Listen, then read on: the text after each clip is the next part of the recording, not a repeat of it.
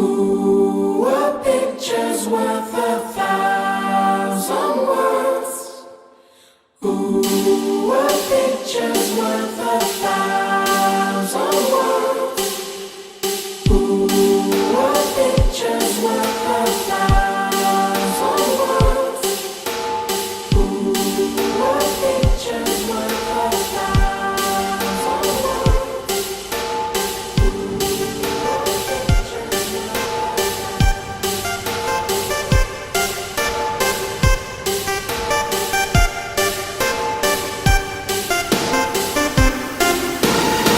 I'll be honest, this is some of the most fun I've ever had making a video. Not just filming it, but also editing it.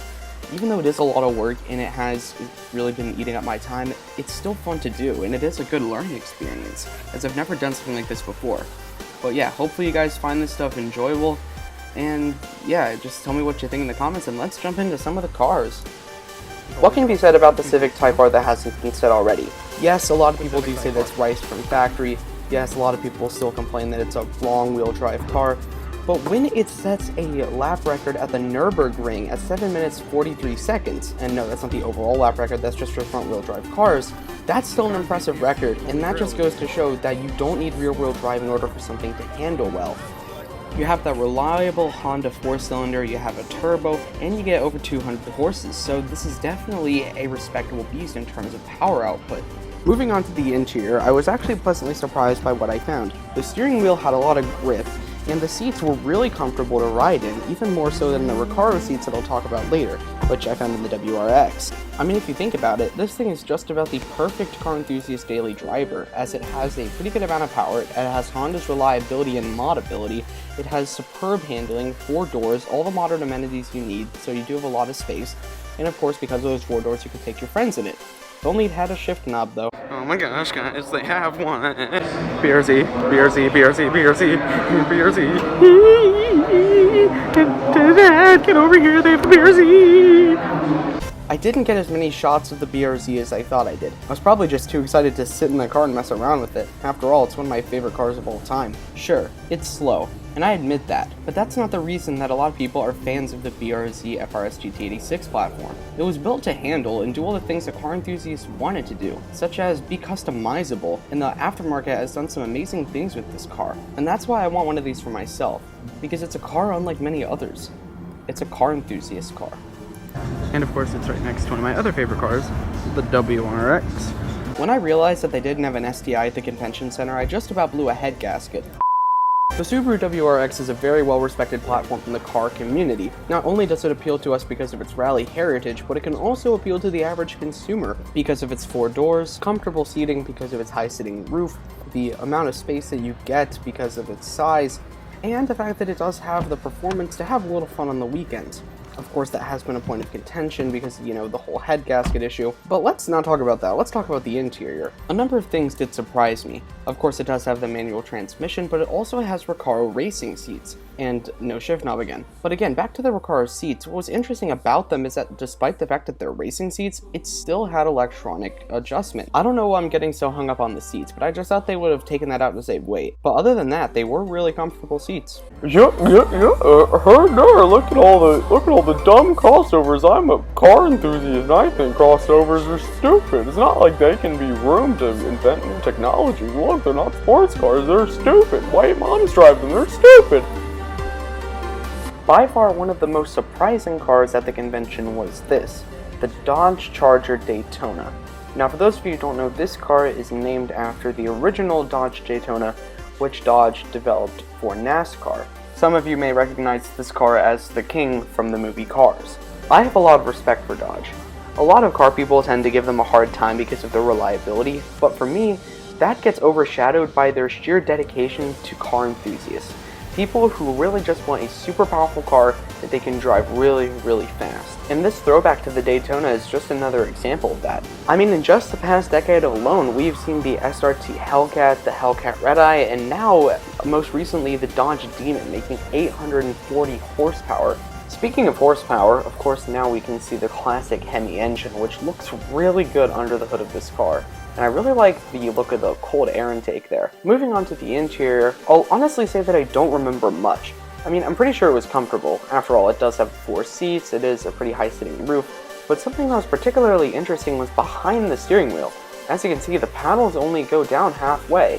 I just thought that was really weird. But other than that, it's a good car.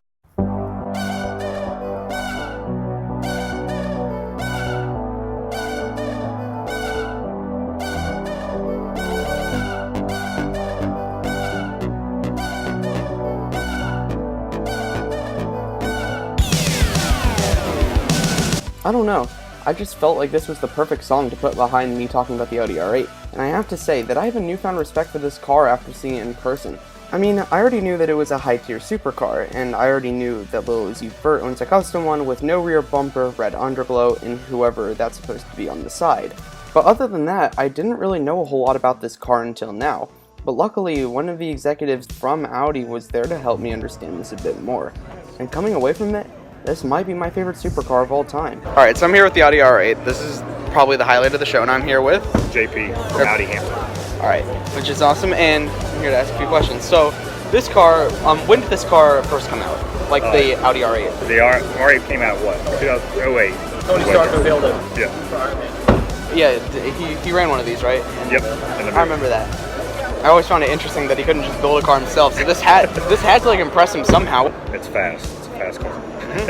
What are some of the specs on it? I mean, it does say them, but about 600 horsepower, 0 to 60 about 3 seconds. I do 200 plus, and I've done 190 in one. So of course, something like this would have been built to compete with like some of the other higher end sports cars, like Ferraris, Lamborghinis. How is this like? How has this car performed in that market? This is more of a daily driver. So the difference between the Lamborghini and the Ferraris and stuff, this is built for somebody that wants to drive this, not just as a weekend car, but somebody that we've got a lot of people that drive them daily to work. Mr. Atkins, a bunch of people that do. So and it can handle that. Yeah, it can handle just like normal driving. Just normal driving.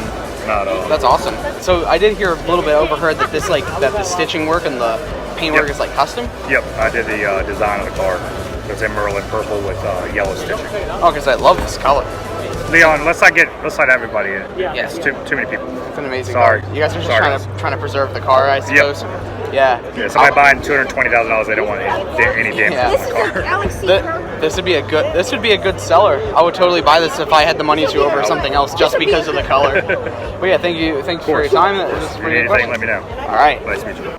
It may not have the heritage of a Ferrari, exotic styling of a Lamborghini, the technological innovations of a Pagani, or the exclusiveness of a Bugatti, but what it does have is quattro all-wheel drive. What it does have is just about carbon fiber everything. What it does have is a 5.2-liter V10 engine. It's basically a German Huracan, and it's the vehicle of choice for both Tony Stark and Lil Uzi Vert. It's the one, the only THANOS car.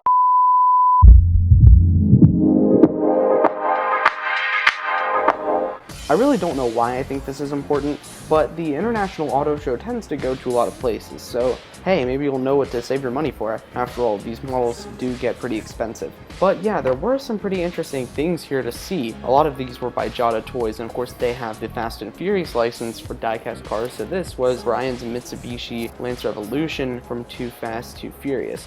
Here we have an Huracan Performante chasing an Huracan Palizia. This one was my favorite, obviously because it's a 370, but just look at that bodywork. That's some awesome aftermarket right there. I would totally get a 370 and trick it out like this myself.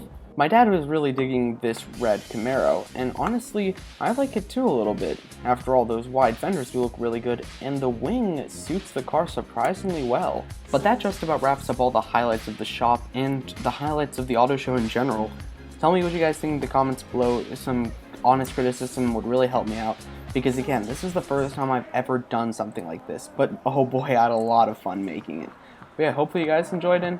Oh, look, it's Lightning McQueen. Alright, well, we just left the convention center, and it was really fun. I don't honestly know what the interruption was. It's probably someone tripping the fire alarm. But yeah, I hope you guys enjoyed getting to see the International Auto Show from 2020. Yeah, I honestly had a lot of fun. Maybe you guys did too, getting to see all the stuff that manufacturers are presenting. And yeah, see you guys if I ever get a chance to do something like this again. I still honestly don't know what this channel has come to anymore. Bye.